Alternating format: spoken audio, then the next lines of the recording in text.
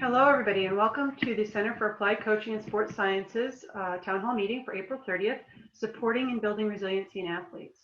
We're really excited to bring this topic together and get an opportunity to speak to our panel today. This is such an important topic, both in regular sport life, but also in sort of the situation we are now during the great pause, as many of our athletes are unable to participate in their sport. And so we'll be talking a little bit about the concept in general, but also how do we build this and support this at this time right now in our athletes. And for those of you who haven't done a town hall before, just a few logistics, feel free to turn on your video if you'd like to, or you may have it off. Participants are muted at this point just for the sake of the recording, and this is being recorded and will be posted within 1 to 2 days on the center's site, which is down there in the corner of the slide. Any of the resources we talk about today as well will be posted there after the talk by Monday at the very latest. Please feel free to any point during this presentation to use the chat feature to pose a question. We will bring those together and address the panel as we round out the speaking portion of today. And we really look forward to having some good questions to sort of spark some discussion as we think about the roles of coaches, parents, and sport leadership in supporting and building resiliency in athletes. So again, welcome everybody. Today we have Jason Butts with WVU Mountaineer Gymnastics, the head coach, also a distinguished alumni of our athletic coaching education program. We have Dr. Dana Charbonneau, and I have been practicing that, so hopefully I got it right this time, with WVU Athletics, the Director of Clinical and Sports Psychology. Dr. Ashley Coker-Craney, who is with MindRight Performance Consulting and also is an instructor within the College of Physical Activity and Sports Studies. And then, as I mentioned myself, I'm Kristen Diefenbach with Athletic Coaching Education and the Director for the Center of Applied Coaching and Sports Sciences. And with that, we will get right into our presentations for today, leading off with Coach Butts from Women's Gymnastics. Hi, good afternoon, everyone. I hope everybody can hear me okay. So thank you, first off, for having me and the invitation to join you all today. I have been coaching at West Virginia now since 2006, so I'll let you guys do the math on that one. But talking today about resiliency and supporting and developing that in athletes. It's a very topical conversation right now, you know, as we all know, with COVID-19 going on. Just speaking from experience, you know, with our season being ended abruptly the way that it was, you know, having athletes that didn't get that experience of being able to finish out the season that they had worked all year for. And then really now the unknown and the uncertainty, you know, that all these athletes are facing, and coaches, you know, and parents in regards to all of that. And being able to stay focused and open-minded, but at the same time, being able to stay laser focused, you know, on what is going to be happening. And all that really comes down to is how resilient, you know, we are as coaches, or, you know, and our athletes. And there's many different ways, you know, to support and develop resiliency. And I'm sure some of our other speakers are going to speak on support and development of that. But I wanted to talk today more from a coaching standpoint. And really what my focus, I guess, would be, you know, on how to really support and develop it, but kind of the resiliency of myself in doing that. So from my viewpoint, you know, the best way to support and develop resiliency in an athlete is to use your own resiliency. You know, the bond that you're going to have with your athletes is very unique. It's very unique to the athlete. It's very unique to the coach on so many different levels, so many different paths. And it's so complicated that really the more resilient that you can be as a coach, the better off that bond is going to be. You know, you need to be self-aware. You know, you've got to be flexible as far as, you know, your expectations. And that's both inward and outward, you know, the perceived flexibility that you have to the athlete for the expectations and the results versus on the inside, what you're trying to get to. You know, so, and then the bond, it's different. It's different with the individual. It's different when you throw their peers in there with them, their teammates, even just friends, you know, the outside influences. It's different when they're doing great. And it's obviously it's different when they're doing bad. It's all interconnected, and on top of using resiliency, and one thing that I always really try to stress is that relationship has to be built on a very high level of morality and, very high ethical standards. In essence, as you build that bond and as you try to develop a resilient athlete, you're really manipulating a situation to achieve multiple goals, whether that be winning or fair play, confidence, the athlete's confidence, the team's confidence, reward. And sometimes, people, manipulation can come across negative, but that really is what it is. And it's a good kind of manipulation. As coaches, we're all about building, that self-confidence. We want to see these athletes, achieve their dreams. And personally, I tell that to athletes all the time. That's what I want more than anything, is to see you achieve your dreams. And so the manipulation there, it's a good form of that. And so to me, the best way to get that with a student athlete, or a student athlete is what I call them in college, is by establishing a really strong level of trust and honesty. It's just, the trust is above everything else. And those two go hand in hand, trust and honesty. But your athlete has got to trust you on every level to do the right thing, for them, to be positive, to be there to support them, to respect their confidentiality at times, and it's just, and nothing can ever violate that trust. If it does, it is fixable depending on the level of trust and, the situation, but that's got to be maintained. If that athlete trusts you, then they will definitely be a more resilient athlete in the end, because they're going to feed off, of your own resiliency at that point. The honesty, I use that word, honesty. Yes, you should always be honest with your student athletes, but I believe in honesty as well as a way of showing, your own flaws, your own vulnerabilities. And then at the same time, those are the negative things to show, but also showing that other side of yourself that you typically wouldn't show on a daily basis. Is that a hug for the athlete? Is that a genuine excitement? You can't be excited all the time, just like you don't want to be negative all the time. But by showing your flaws, your vulnerabilities, things like that, you become more human to that athlete. And that helps also in that bond of trust. So everybody talks about, that athlete that, everybody says, oh, that athlete will run through the wall, for me, or run through the wall for the team. And honesty and trust can be the armor that athlete gets to wear as they run through the wall. I firmly believe that every athlete has the ability to run through that wall. Because really all we're talking about at that point is resiliency. And I think the key is in recognizing the strengths and the weaknesses, in the athlete. And then you have to use both of those characteristics to maximize that resiliency. As a coach, it's easy to focus on strengths. But it's a lot of times it's really difficult to focus on weaknesses in terms of as areas that can show the greatest and fastest potential, room for improvement. I always tell people, you want a kid to run through the wall for you, establish the trust, establish the honesty, and then get that athlete to do something they didn't think that they could do, big or small. It doesn't matter. It doesn't have to be winning. It can be something as big as them being excited they got an A on a chemistry test, and you showing that human side of you that's truly exciting, and that will pay dividends in their training.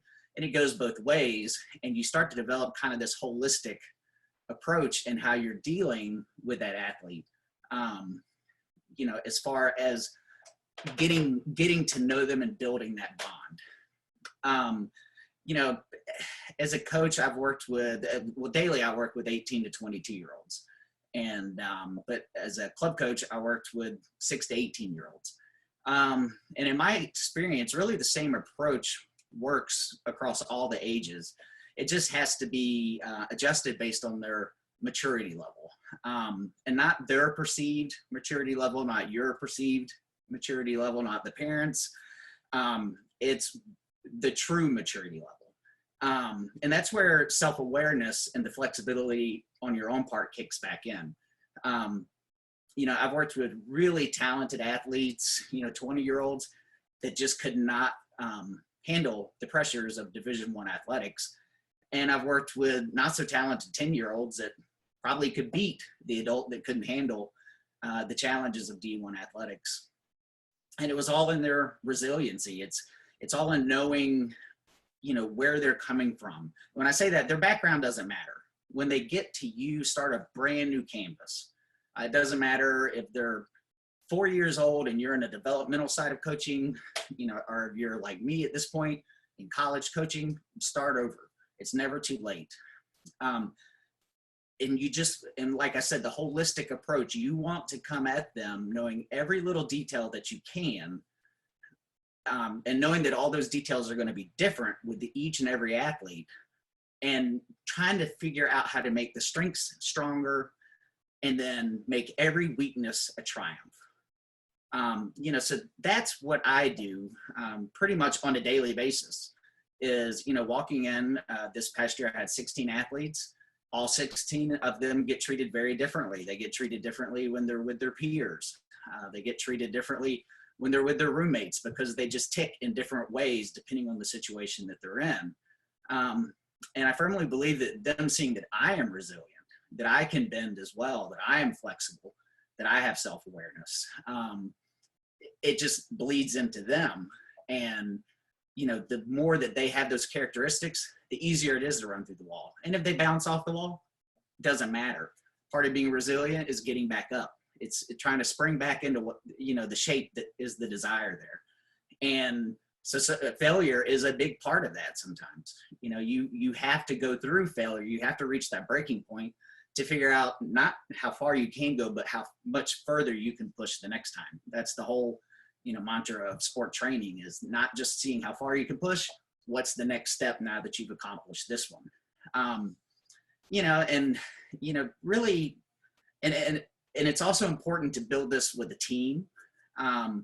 And, you know, the way that I do that, I try to teach that different is okay, you know, acceptance on all levels, you know, it kind of, and putting that mentality of no man, no woman left behind. You want them to be there for each other, you know, and we all, you know, you look at the chain and the saying, what every chain is only as strong as the weakest link. Well, the link next to the weak link needs to be figuring out how to make the weak link stronger. It's not just dependent on the weak link getting stronger. It's a team. And, you know, so the more that you can get student athletes, young, old, doesn't matter, working to help each other, accepting each other, differences are okay. We all have something else we can bring to the table. The more resilient I think that your team can get. You know, some of my proudest moments in sports have nothing to do with winning. It could be anything from just, you know, watching that kid do the best performance of their life, all the way to reaching a personal goal that has nothing to do with team performance. And sometimes just seeing an athlete smile and encourage an athlete that is down. And I think, you know, as a coach, if you can focus on all those levels and you build, you know, those relationships with trust and honesty, and you have that athlete, you know, believing in you and seeing that you're resilient as well. From a coaching standpoint, I think that's how you get those athletes, you know, that will run through the wall for you, and which just defines resiliency. And, you know, at the end of the day, the more resilient we are as coaches, the more resilient our athletes will be. So I appreciate you letting me speak. I don't know if I went over my limit or under, but I will pass it back to Dr. Diefenbach. Hey, Coach Betts. No, that was fantastic. Thank you for sharing and telling us a little bit more about sort of your philosophy and where you're coming from as a coach as you consider sort of the whole big picture of resiliency. And so that segues really nicely as we move into speaking to Dr. Ashley Kokior-Craney, and talking a little bit about resiliency with youth sport athletes. So I'm going to go ahead and spotlight Ashley and let her take the floor. Cool. Well, hi, everybody. I'm happy to see so many faces here. I'm Ashley Craney. I have worked with athletes at all levels. I do work with collegiate athletes, high school athletes, youth athletes. I also work with tactical performers and people from lots of different kind of walks of life. And resilience is one of those things that comes up a lot with people that I work with. It's like mental toughness. And so one of my questions as a practitioner is always, well, what is that to you? What does that mean? If we look at the model of mental toughness, resilience is really defined as this combination of commitment and control. And that's a hard thing to talk about because when we talk about control, that doesn't mean that I control everything in my life. It means that I know what it is that I have choice in. It means that I know what it is that I don't have choice in. It means that I develop some acceptance about where it is that I can exercise control and where it is that I kind of just need to free myself up to experience whatever it is that's kind of coming at me. So when I really work with people to develop resilience, one of the things that I'm trying to get them to do is first just recognize the world as it is. Because the problem is if we don't see the world as it really is, then we're responding to things that aren't there or we're missing things that are there. So one of the things that I always talk to people about is this idea of control and how realistic that is in their kind of particular reality. So to give you an example, it's really easy for a lot of athletes to see, oh, well, I don't control the weather, I don't control my opponents, and I don't control the officials. But they still have this sense that, but I can control all of my thoughts and I can control all of my feelings. But there are instances where that's not true. So for instance, if I told you right now that I wanted you to say to yourselves 100 times, I can't walk, I can't walk, I can't walk, I can't walk. At the end of this talk, you're going to get up and walk away, even though you told yourself that you couldn't. So there are times when we have these automatic thoughts that don't necessarily reflect reality. They're just internal experiences that happen. And helping athletes to recognize when it is that they can kind of let those uncontrollable automatic thoughts that aren't helping them go is one building block in creating this resilience, because they're able to see the world as it is. Just because I lost doesn't mean that I'm a failure. Just because I'm feeling down or sad in this moment doesn't mean that I am a sad person, that all of a sudden that's part of my identity. So helping them to really kind of pick apart and see that reality for what it really is helps them to build that resilience. And something that goes along with that is helping them to work through that reality in a way that's authentic to them. They have different skill sets and characteristics that are going to help them navigate their world in ways that they couldn't do if they were a different person with different skill sets. And if I'm always trying to be like Coach Butts, the way that I navigate things is going to be a lot more difficult than if I try and take what it is that he does and do it my way. And I can be more authentic to me and use my strengths and those characteristics that are really going to help me. And then the third thing is we really want to kind of help our athletes to understand why it is that they need to be resilient, kind of developing this commitment to values instead of just goals. And I'll share a quick story with you. Let's imagine that there's a family of 4 who's decided to go down to Disney World. And there's a little boy who's 8 and a little boy who's 10, and they can't wait to get to Disney World. They're going to drive the whole way to get there. So as you can imagine, as they leave for Disney World, that 10-year-old is saying, are we there yet? Are we there yet? Are we there yet? How much longer? It's just a broken record. How many more mile markers? When am I going to be there? However, the 8-year-old is having a different experience. That 8-year-old is just excited to play the license plate game, to stop at any attraction that he can find, to experience new restaurants or other things that he's never had before, because he just loves spending time with his family. And about halfway down to Disney World, the car breaks down. And it's not the kind of breakdown that's just like, hey, we're going to fix this and move on. It's the kind of breakdown that says, we have to buy a new car. We're no longer going to Disney World. You can imagine that those boys are absolutely devastated. This is the worst thing that they could imagine happening right now, because all they want to do is get to Disney World. So that 8-year-old boy, once he works through the grief and the sadness and the anger and everything else, he changes his focus and he just wants to get home. Are we there yet? Are we there yet? Are we there yet? How much longer? Meanwhile, that 8-year-old boy, still totally disappointed. He wanted to play with Mickey and he wanted to go on the rides and he wanted to eat the food, but he was excited that he got to see what the inside of a tow truck looks like. And he gets to explore this new rental car. And he gets to tell all of his friends about the other experiences that he had. That 10-year-old boy was solely focused on his goal. I just have to get to Disney World. which means that whenever any obstacle came in the way, he kind of felt resigned, he felt sad, and then it was just, okay, next goal. And that's a really hard thing to take.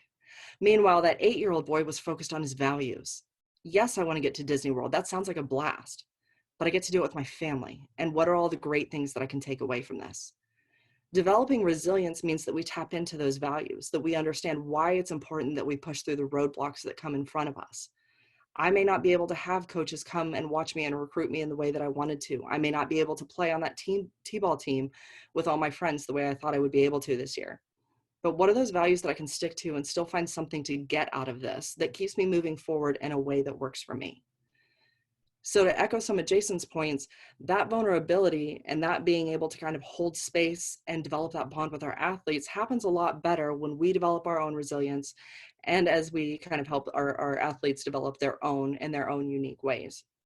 So one of the things that we can do to kind of really help them is just understand the range of experiences that they're having right now. We create space for whatever that looks like. Whether that's that our kid or our athlete is really angry or sad because sport is the way that they've always dealt with stress and now they don't have it, or they're confused or lost because it's a big part of their identity and now it's not there for them. They can't express it that way. Maybe they feel like they're not worth as much because they can't do what it is that they've always felt that they're good at, or they're worried that their teammates won't like them because they're no longer in sport. They're afraid that their opponents are getting better and they're falling behind.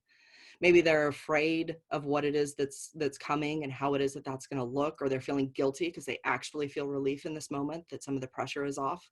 Or maybe they just feel really overwhelmed because they're thinking, well, I've got all this extra downtime, so that should be all dedicated to my craft. And when our athletes buy into this idea that more is better and they put quantity over quality of training, then we're eating away at the natural resilience that a lot of our athletes have.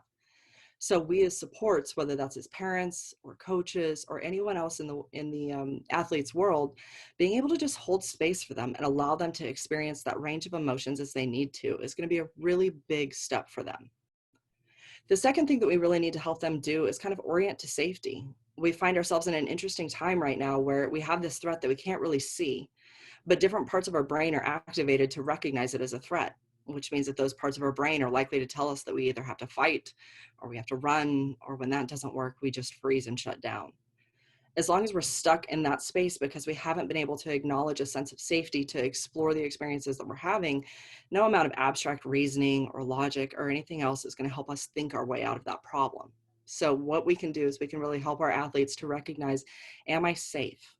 And if I am safe, now I can start thinking my way out of what it is that I kind of do next. So once we've been able to kind of understand our range of experiences and create space for that, we've been able to orient to a little bit of safety, we want to stop saying things and start asking things. We don't want to tell our athletes how it is that they should think or feel in these moments. Especially with youth athletes, their experiences don't need fixing. They're just trying to figure out what it is that's going on in the world. They're trying to understand themselves. They're going through a whole lot of developmental stuff anyway. So just being able to support them is going to be an important part. And again, if they can't understand a sense of safety, they can't think with that logical and reasoning part of their brain in the first place. And then lastly, if we think about just different age groups, kids up to 12 or 13 don't do real well with abstract thought. So they literally cannot think the way that we can think, which means that we have to rethink how it is that we can help them. And part of that is helping them to get into their bodies and recognize what it is that's going on inside of them that perhaps they don't have the words for or the understanding yet to get into.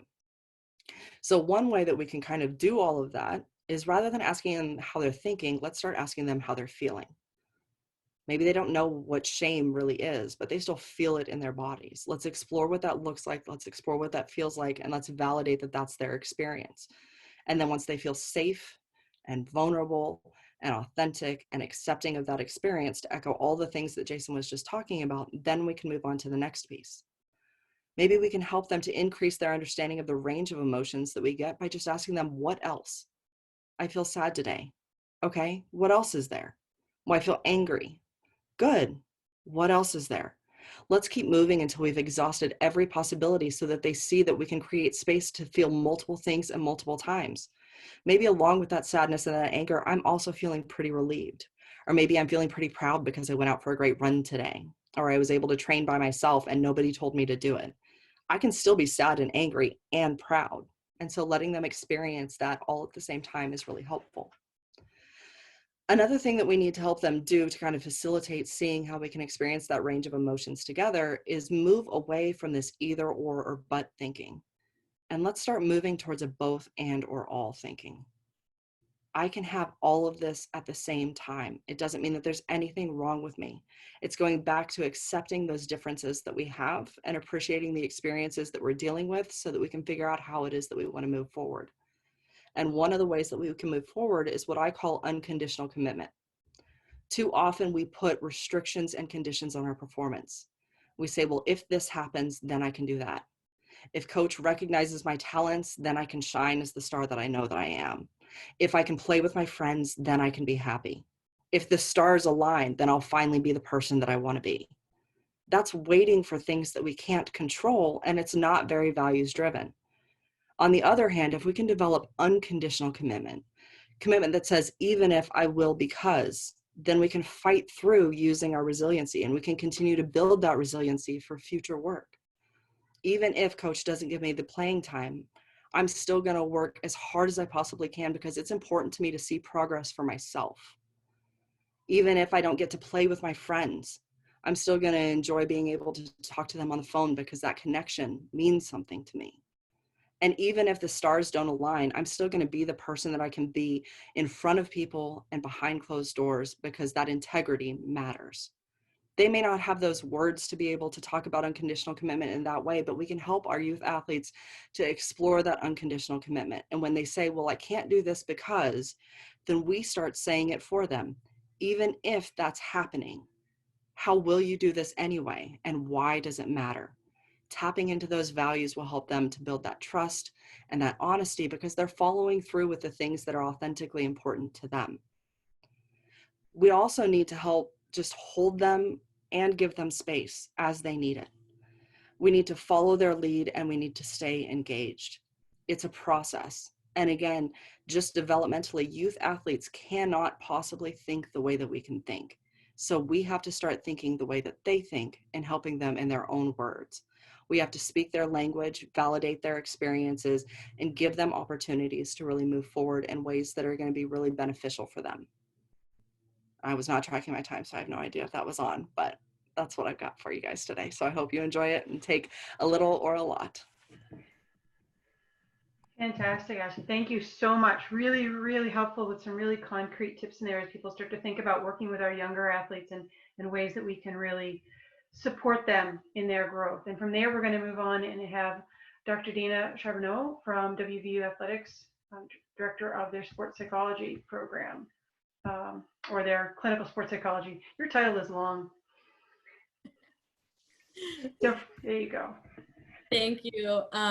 Yeah, everyone has done such a great job so far, starting with Coach Butts and Dr. Cranny. And it's a really nice segue into what I'm going to talk about as well. Hopefully overlapping a little bit, but also expanding and building a little bit as well. But I do work within WVU Athletics, so similar to Coach Butts, I primarily work with our college student population, but hopefully some of what I'm sharing can be applicable to some of our older high school athletes as well, and just thinking about resilience building and how we can start kind of flexing that muscle. When I think about resilience, a quote that comes to mind is, all growth takes place outside the comfort zone. And so I thought that was a nice place for me to start my segment, is just thinking about, well, number one, what is my comfort zone and what does that look like, right? And number two, what does it feel like and start looking like when I start pushing myself to the boundary of my comfort zone and getting to that possible place of growth for myself? So I think that there are pros and cons to the comfort zone, right? If we think about a pro, well, number one, there's comfort in the definition. So it feels safe, it feels pleasant, it's probably known and certain, and I probably feel pretty confident within it, pretty stable and safe with how it usually looks for myself. Whereas it's interesting to start thinking about what a con could be with the comfort zone, because sometimes we can get too comfortable in that space, right? Where sometimes I might actually be limiting myself and what's possible for myself if I'm developing some potential patterns that are keeping me stuck from moving forward. And so when we're thinking about emotions, Dr. Cranny did a great job too, just talking about the wide range of our emotions and allowing that to be there. And even Coach Butts talked about this idea of emotional flexibility, right, and vulnerability.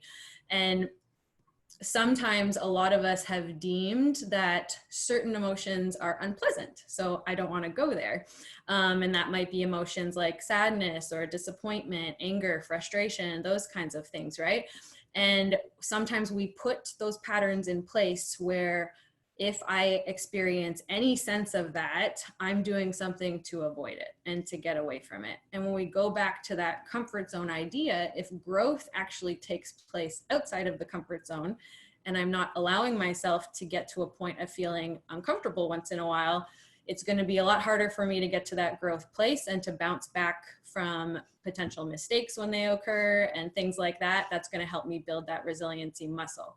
So I think this is an interesting thing to consider for us. And since Coach Butts is on the call, let's use a gymnastics example really quickly. But if a gymnast is at a competition and say, for example, going through a beam routine and all of a sudden I fall off the beam and then that impacts my score and my team's score, if I've developed that pattern of not wanting to experience that sadness, frustration, anger, whatever is going to come up for me in that moment when I fell, I haven't had the chance to practice or to sit with what those feelings are like. And it's going to be a lot harder for me to move forward and to cope with that performance and being able to reset and refocus for the next one.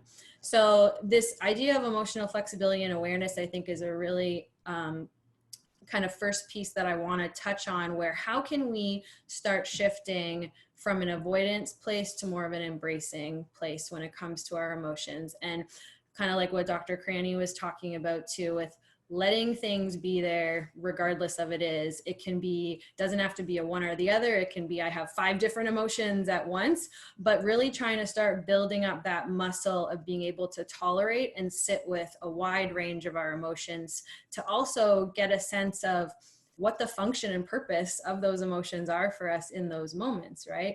If I'm feeling that sadness or that disappointment or frustration, if I fell off the beam, again, that's kind of tapping into the values piece that Dr. Cranny talked about too. Like, this is important to me, right? My sport is important to me. Being successful is important to me. It makes sense why those emotions are coming up for me in that moment.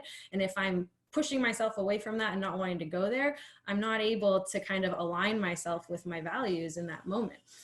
So, also thinking about if I'm allowing myself to embrace that emotion and making sense of why it might be happening for myself in that moment, that's really where I can start opening that door and moving forward into seeing what's possible for me next. That's kind of where the opportunity could lie for what's going to come after this, or any creativity that needs to unfold from this particular situation. Whereas if I'm keeping myself stuck in that comfort zone and what my typical has been, I might not be expanding my awareness into seeing what still could be for me moving forward. So related to this, I think the concept of mindfulness also comes to mind for me. Some of you might have heard that term thrown around, but the definition of mindfulness is really being able to pay attention on purpose in the present moment and doing so in a non-judgmental way. And what I was just talking about is kind of related to the first half of that definition, with being able to pay attention to what's happening in the moment and letting it unfold as it needs to unfold. Specifically, we've been talking about our emotions, right? And what I also think is really helpful for our competitive athletes to think about is this other second half of that definition, the non-judgment part. And Coach Butts touched on the fact that, you know, there's a level of challenge and failure that a lot of athletes, that's kind of inherent in sport, that a lot of athletes have to learn to overcome sometimes, right? And I think that's kind of tied nicely into this non-judgment part and this self-compassion part for understanding what could that balance look like between striving for excellence, you know, tapping into that competitive part of me that wants to succeed, but also like knowing what realistically could unfold in my particular sport and how am I going to respond when that happens. So I think that there's a difference between athletes striving for perfection and athletes demanding perfection from themselves. And we've been talking about emotional flexibility, and the two words striving for sound more emotionally flexible in my mind in terms of having some room for movement, versus the word demanding seems kind of limiting in my perspective. And it's kind of like that either or thinking that Dr. Craney was talking about, where it's like you did it or you didn't do it. And if you didn't do it, well, now you might get down on yourself for not having done it, or all those other possibilities that could unfold at that point in time. So I really want us to think about, again, what might be realistic in terms of our sport experience, and how do we learn how to work with that rather than fighting against it. So I grew up playing softball. I'll use a softball, baseball example for any of you softball, baseball folks on the call, but really fascinating from a statistics perspective in baseball. I am a good hitter if I only hit 3 out of 10 times when I went up to the plate. I don't know many other areas in life where 30% is a great success rate, right? And so interesting to think about the 7 of the 10 other times that you went up and didn't get on base. How did you bounce back? You know, how did you move on to the next play? And I think it's really helpful for our athletes, again, to be thinking about, how do I allow myself to feel, you know, that frustration or sadness or disappointment, whatever it was in that moment when I struck out, or if I thought I made really good contact with the ball and that outfielder made a really fantastic catch, but how am I going to let myself feel that and experience that in the moment, and at the same time do that without judging myself for the fact that, you know, I still did my best in that moment, and be able to move on to that next play. So we're really talking about, for our athletes, starting to build this tolerance in being able to sit with some of the unpleasant, uncomfortable feelings, and working on shifting our mindset to really embracing rather than avoiding. And I know I've used the word tolerance a few times, and I don't really like that word because it implies that maybe I don't like it, right? Even acceptance sometimes is touching on like not liking something. So I'm actually going to challenge all of us today to use the word appreciate. And what would it be like for us to actually appreciate our sadness, appreciate our frustration, our anger? Because again, that could be giving us a lot of helpful information of why that might be happening in that moment, reminding us of our values and what we find meaning in, what we find important in our lives, right? And helping us kind of use that to our advantage for how I move forward with it, again, rather than feeling that urge to stay stuck in my comfort zone. So recognizing, again, for our athletes to really recognize, how can we use our mistakes, how can we use setbacks as opportunities for growth rather than having them be things that end up bringing us down or that keep us stuck. And I know that this is an easier said thing than done. And one place that we are all encouraging us to think about today is just being able to allow those emotions to unfold rather than feeling like we have to shut them down or dismiss them and minimize them in some kind of way. So in terms of a summary, I guess I would just say, you know, again, another piece of building resilience could be really increasing that appreciation of our emotional experience, increasing that self-compassion for ourselves within the sport context, to really get to that point where we can experience that growth and that success in moving forward and being able to bounce back from those setbacks in a way that works for us. So fantastic, thank you. Again, more really, really helpful and useful tips as we think about how are we as the coaches, the parents, and the leaders in sport helping our athletes and things that we're doing. And from here, I'd like to sort of thank all our panelists, but also move to some questions that have popped up in the chat that I think are really useful. And for all three of you, there's a couple of questions here that we can take a look at and get started with. And the first one was, do you think that showing vulnerability to your athletes as the coach can be considered a strength when building a team and building their resiliency? Is that the way that they'll perceive it, or is there a danger to doing that? And you guys can unmic yourself and go ahead and answer that from my panelist perspective.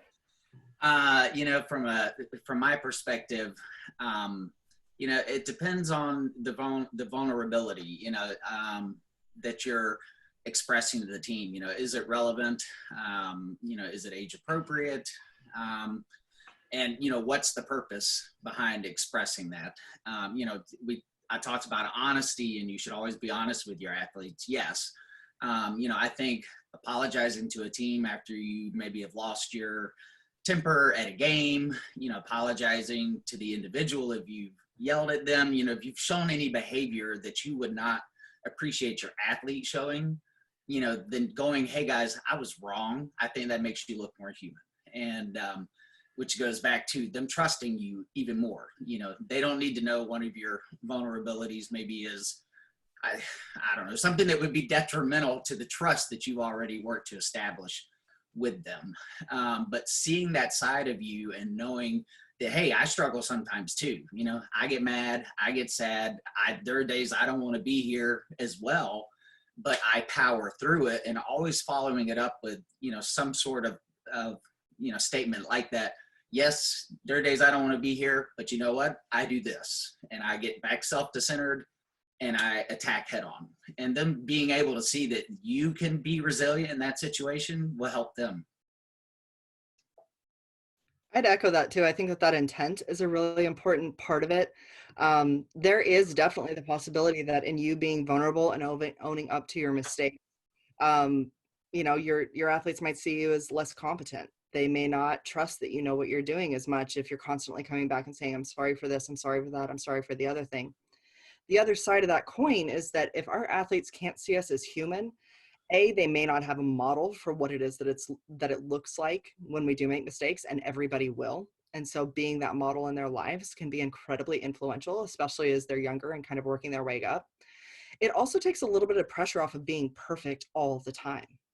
So if my coach never makes a mistake, if my parent never makes a mistake, then if I make a mistake, my automatic thought is, well, there's something wrong with me. So if I can see that they know what it's like to make mistakes and they know how it is that I'm feeling, I can be really more honest and accountable to the mistakes that I've made. If I can see them humble themselves and say, look, I'm really sorry that I made that decision, or, well, this is why it is that I did that, but I can see now that that didn't work. Here's what it is that I learned from it. That's modeling to them how to do that. And that's giving them permission to fail and to see how it is that we learn from those failures. So I think being vulnerable is incredibly important, but that intent is the biggest part.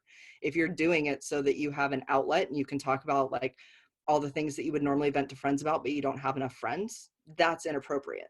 But as long as you're doing it in the appropriate ways, then have at it. You're helping your athletes, and you might be the only person in their lives doing that for them. I guess I would also just add that, when I'm trying to talk to some of our athletes and teams about opening themselves up to feeling a variety of feelings and how we're missing a lot of information by shutting down some at the expense of the other, I think it's always really awesome for me and a really nice collaborative effort when our coaches are able to speak to that too, and they start modeling, talking about certain feelings or showing that, when I'm talking about this or when I'm feeling this, this can actually be a source of strength, because when I'm bottling all these things up, it might actually come out in unhelpful ways. And so when I'm talking about it sooner than later and I'm getting it off of my chest or whatever it is, I actually can usually, again, move forward a lot faster and be more effective than if I keep stuffing things down because I think I'm weak if I share it. So it's been really cool to, when I see coaches sharing that and coaches encouraging that, and again, that leadership in that moment, it's cool to see our athletes jump on that when they see their coaches sharing a similar message. And Kristen, can I add to that real quick? Yeah, absolutely. In talks like this, you always hear what, the next person says, and you're like, man, I wish I had said that part. So I just wanted to echo on a couple of points they made. Ashley mentioned the word humble. I think humility, humbleness in life is very important. And I think that coaches need to show that and teach it.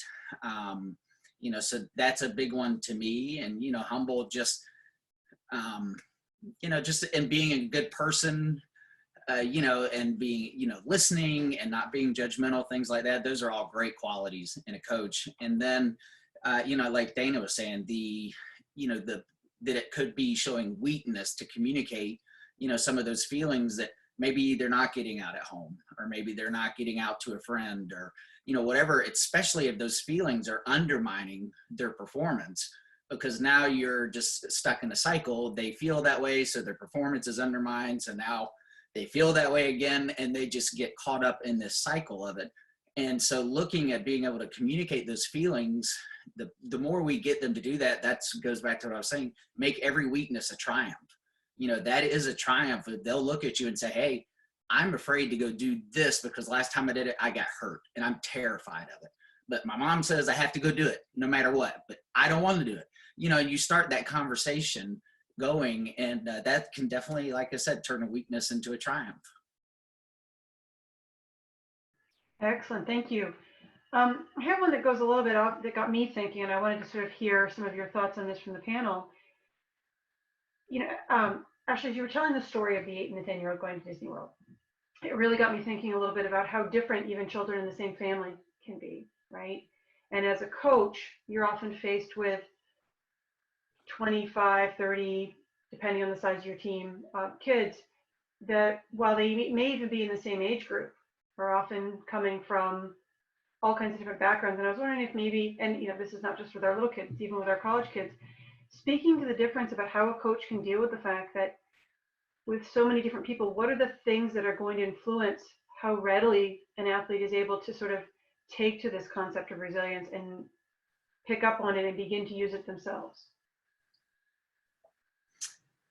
Well, I guess I'll go. As a coach, you're exactly right. I view a team as a family. So I definitely have, the 10-year-old and the 8-year-old in my car all the time with me, going to meets and coming back, and what they're going to focus on, at that any given moment. So as a coach, you just have to learn to read, the person. That's where that bond is extremely important to establish with them. And that's where self-resiliency comes in, because I can push some athletes a lot harder, than I can push another athlete. But at the same time, I have to make them both feel like they're a part of a team, part of a positive environment, and that they're both contributing to that. Because, once you have an athlete that feels like they can't contribute compared to another athlete, then you start on this really downward slippery slope of comparing themselves to their teammates. And, that doesn't help. So, the athlete that I can push a little bit harder, I just have to know, in what ways can I push that athlete harder? Is it physically? Is it mentally? Is it more of an emotional connection with that athlete? Do I tell them a funny story? Am I more empathetic? Some athletes are very sensitive. Some are not. Some don't want to hug. Some, just want to sit and chat, about life. And so the more you get to know them, and the better the bond and the trust is you have with them, the more adaptable you'll be as a coach to be able to help them, through that. I also just think a lot of what Coach Butts is saying is taking an individualized approach with your athletes, which I think can be so helpful, especially when we're thinking about strengths and growth areas for each athlete. And as we're trying to push them outside of that comfort zone a little bit and seeing how much more growth we can tap into, if we're kind of trying to share one general message and coaching in one general way, we might not be getting the full range of growth that we could be getting out of them if we're taking that more individualized approach, right? So I just love how Coach Butts is talking about really getting to know your athlete and getting a sense of, their level of safety, their level of confidence, all of those things that we can kind of work with versus trying to force them into one specific way that might actually not help them succeed in a way that we would hope. And to build on that, one of the questions that I get a lot from coaches is like, okay, you got me bought in. I'm going to do the individual thing. Like, how do I do that? Where do I fit it in? So I have a lot of conversations with coaches about the difference between quality training and quantity training. And the coaches that are able to really kind of dig in and say, okay, what does quality training look like? How do I structure my practices to get that? They're able to create the time to do some of these other things, to give themselves the opportunity within the same time and space to get a more individualized approach. So I have coaches who will have like a mindfulness moment at the beginning of every practice, and you just spend 5 or 10 minutes with your team talking about something in particular, whether it's, hey, I noticed that this has been going on for some of us. What are you feeling? Or whatever it is, kind of giving them that 5 or 10 minutes to talk as a team. But then at the end of practice, have a coach's corner. So the last 5 minutes of practice, everybody else is gearing up to go home. And today it's Johnny's turn to stay and talk to you about whatever it is that he needs to talk to you about, what it is that you've noticed. And then tomorrow Beth gets that last 5 minutes. And so you're structuring it within your normal practice time. And you're also much more mindful about how it is that you're spending that other 75 minutes or whatever it is that you have with those athletes, because now I've only got 75 minutes to get the most out of them. What do I really need to see? How do I create a practice plan that's going to let me address all of this without creating an additional burden? And I'm going to be able to see from it what those individualized needs are, so that I can be more mindful of how it is that I give that information to them, or the hugs or whatever it is that they need at that moment. Fantastic. And I have sort of a parting question that will have each of you just real quick go down and maybe give your top tip on this. But the idea that, encouraging athletes or helping them get to that space where they can experience failure, or they are experiencing failure, and creating that learning from failure kind of environment, what would be your 1 or 2 top tips that you might give a coach or a parent to create that safe environment for experiencing failure so they can grow from it as opposed to being terrified from it? That's a great question. From a coaching standpoint, I would say to create the safe environment where they feel comfortable in failing. See, that's the big key. Is, are they comfortable in failing? Are they failing on purpose because they don't want to go do something? That's something you also have to think about. And I think it comes back to establishing the trust again with them. And I hate to keep coming back to that same point, but having them trust that when they do fail, because that is going to happen, and and addressing that early on, even if, like I said earlier, you're starting with a brand new canvas, but addressing it early on that failure will happen, and when it does happen, this is what I'm going to do to help you. These are the resources in place. You're not just going to fall and everybody's going to look at you like, now what? You screwed it up for everybody. No, we're not going to have that approach at all. They'll trust you to be like, okay, I'm going to help pick you up and we're going to do X, Y, and Z just like we planned on. We've already covered this contingency and we're going to move forward. And if we haven't covered it, we're learning together now. And if we fail together, fine. If we're successful together, great. But we're always going to be together, as we try to march forward. I would say for me, what it is that I do depends on if I'm talking to a coach or a parent, or if I'm talking to an athlete. So if I'm talking to a coach and I want them to be able to create that safe space, I've got coaches now that start their practice with 3 people tell me the biggest way that you failed this week. And one kid says, oh, I failed on this test. Or one kid says, I tried this skill 50 times and I missed 49 of them, or whatever it is. You have 3 kids go along and do that. And after every kid talks about how they failed that week, the team gets up and they're excited and it's like they just won the World Series or whatever else. And you as the coach are giving them high fives and you're working them through like, okay, what'd you learn from that? That's fantastic. I'm so excited that you put yourself out there, because as athletes, I'm always trying to talk to them about, I want you to chase failure. So I might have them draw a circle of their comfort zone and write everything they feel really, really good about, that they feel like they can do most of the time, they feel really comfortable with, and then a bigger circle outside of that. Now let's write down all the things that you're not comfortable with. And so then when they chase failure, it's choosing one of those things each day in the growth zone that I'm really going to go work for. And then we just figure out, okay, what percentage of the time in practice are you going to be willing to chase those things? Maybe you're only willing to give it 2 minutes or 3 minutes because you're worried that your parents aren't going to understand, or that your coach is going to think that you can't do stuff or whatever. So we just take that individual approach to, okay, how much time do you feel comfortable dedicating to this failure? And then I want you to go chase that. And then I always follow it up every time I meet with them. How did you chase failure this week? What did that look like? What did you learn? How did you help yourself to grow? And then as they mark those things off, we move it to the comfort zone. Now you're fantastic at this because you've been practicing it, because you gave yourself the opportunity to fail. And then we find other things to build that growth zone up. I think that's a great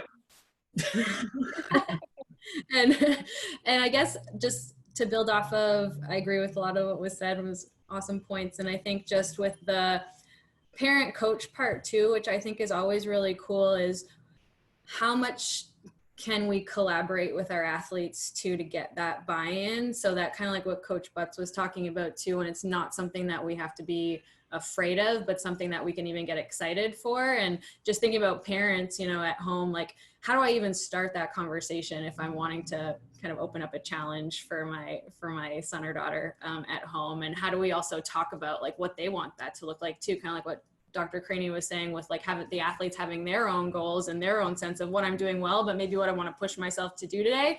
And we can kind of make it more of this enjoyable challenge versus like, again, that demanding perfection part that can feel a little bit more scary and like, I'd rather not do this because I'm worried what's going to happen if it doesn't go well, right? And it's kind of cool for coaches to start thinking about how we can kind of add elements to that in our practices as well, where we make it more of an exciting challenge versus something that's going to be punished harshly if it doesn't go well. I know I'm not a coach necessarily, but I always just think it's cool from the psychology part of it when we can get both parties on board and collaborate and build that relationship. Excellent. Thank you so much, guys, for all those contributions. And I think, again, as we sort of round this out today and this to pop up here, really great conversation around this concept of helping athletes develop that resiliency, both now and ongoing in sport, given that both in sport and in life, we face a lot of challenges, and that ability to pick oneself up, to keep moving forward, to face and handle those challenges is an incredibly powerful life skill for dealing with just about everything. And in sports, it's absolutely critical if you're going to get into any sort of performance sport where you are striving for achievement, personal or competitively based. And so to develop that mental flexibility and really help someone be able to be vulnerable, the vulnerability that it takes to get there is essential. So I've got a few resources listed here, both the top and the bottom, the Positive Coaching Alliance and the Connected Coaches, which is actually out of the UK, offer some really nice blogs and other resources that are written for coaches and parents that run a variety of topics, but it comes up a lot, helping the students, helping the athletes who are struggling more, and ways to talk to peer coaches and to get expert opinions about that. They have some really great resources. The Association of Applied Sports Psychology and the American Psychological Association Division 47, which is sport exercise and performance psychology, have some amazing resources on their sites as well. I actually have the pandemic one listed there for ASP. I forgot to change it, but if you go to their appliedsportspsych.org, you'll pull up their full site with all of their materials and providing, again, some really consumable, applicable materials for coaches, parents, and sport leaders. As always, if anybody has any specific questions about these topics, coachinged@mail.wvu.edu, please send them to us if you've got topics for other future talks. With that in mind, just a reminder, we do have 3 remaining talks in this spring's Town Hall series, with one on developing long-lasting athleticism through youth sports, so the principles of long-term athlete development and looking at the American development model for sport. And then we will be getting into 2 statewide community discussions where we really hope to be doing some breakout rooms and opportunities for people that are attending these calls, as many as we can get, to have some conversations about what this looks like in West Virginia, and ending with talking about the return to play in West Virginia and how we can collaborate as a community to make that safe and productive for our athletes. So please feel free to share the details of this talk. It'll be live on the web or recorded on the web soon, and encourage others to join us. Thank you, everybody, and thank you in particular to my 3 speakers today. Jason, Ashley, and Dana, I really, really appreciate your time. And everybody have a wonderful rest of the week.